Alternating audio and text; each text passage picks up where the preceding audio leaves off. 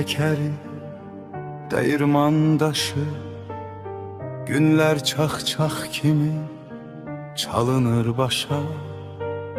Torpağın üstünde dikelen daşlar, elə bil mənimlə yaranıb qoşar.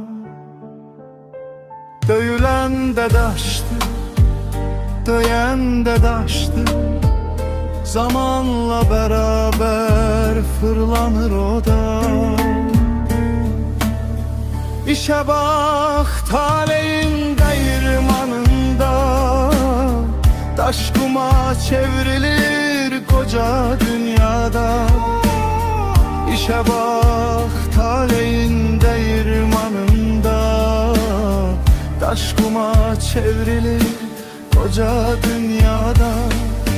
Derdliyem deyrem ay Allah'ım kaş garibler dünyada doğulmayaydı. Benim taleyimde garip taş kimi gemin deryasında boğulmayaydı. Benim taleyimde garip taş kimi Gemin deryasında boğulmayaydı.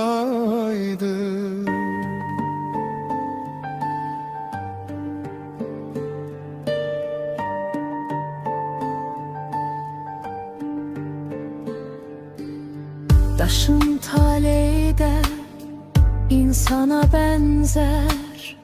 Daş var ki hörürür han sarayına.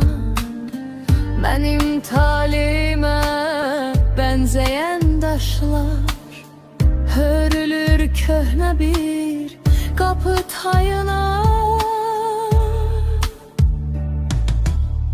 Yusuf'em deyirəm ay Allah'ım kaş garibler dünyada doğulmayaydı. Benim taleyimde garip daş kimi gemin deryasında boğulmayaydı.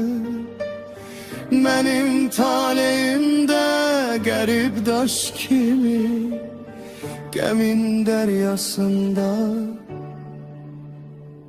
boğulmayaydı.